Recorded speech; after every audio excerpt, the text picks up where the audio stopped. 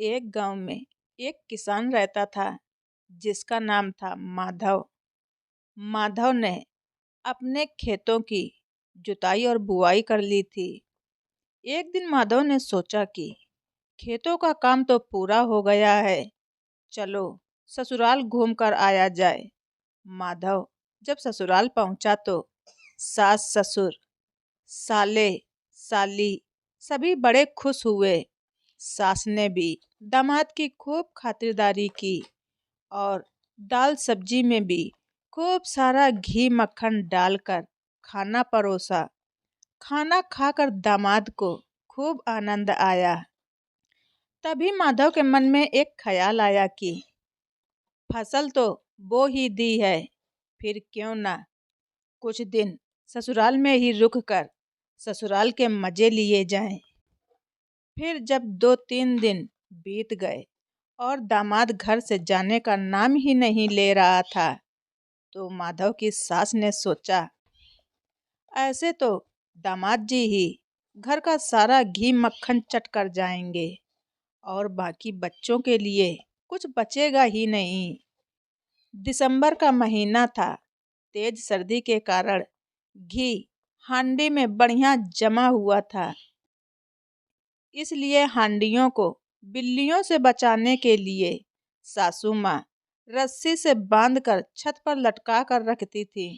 एक दिन माधव की सास को सुंदर सा विचार आया।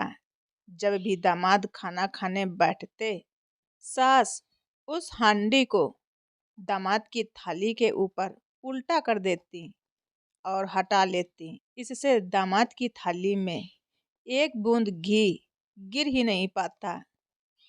अब माधव बड़ा परेशान, पर वो भी बहुत चतुर था और वो सास की सारी चालाकियां समझ रहा था।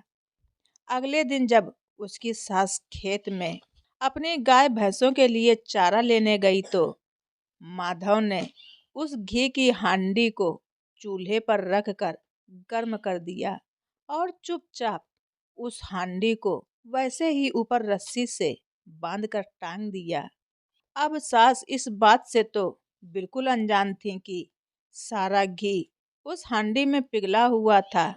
जब खाना खाने का समय आया तो सास ने घर में खिचड़ी बनवाई और दामाद की खिचड़ी थाली में परोस कर रख दी और बोली, आइए दामाद जी, खिचड़ी खा लीजिए। माधव आकर बैठ गया और फिर रोज की तरह उन्होंने हांडी ऊपर से उतारी और दामाद जी के थाली के ऊपर हांडी उल्टी कर दी। फिर क्या था, सारा का सारा घी दामाद जी के थाली पर ही आ गिरा।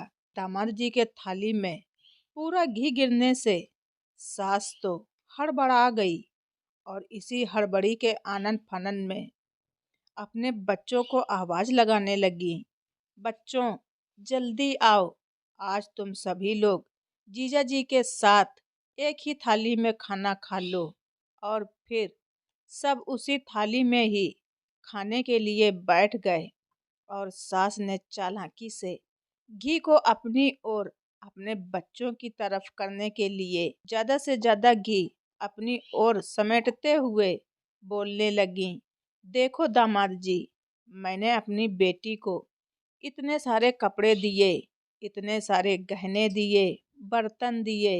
मेरी बेटी को दुख पहुंचाया तो अच्छा नहीं होगा। माधव भी कम चालाक नहीं था।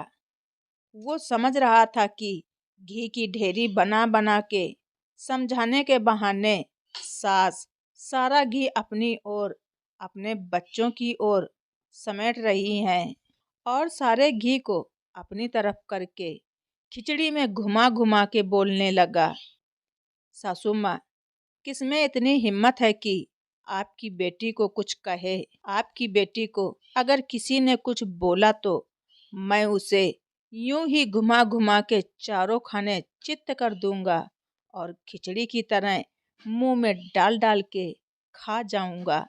इस तरह माधव ने सारे घी को खिचड़ी में घुमा घुमा के मिला लिया और खिचड़ी अकेले ही चट कर गया। ये सारा माजरा देखकर माधव की सास और उसके साले और सालियां माधव की चतुराई देखते ही रह गए। तो दोस्तों, आप सभी लोगों को ये स्टोरी कैसी लगी कमेंट बॉक्स में ज़रूर लिखें। चैनल पर नए हैं तो सब्सक्राइब करना ना भूलें। धन्यवाद। रिचा वाइस।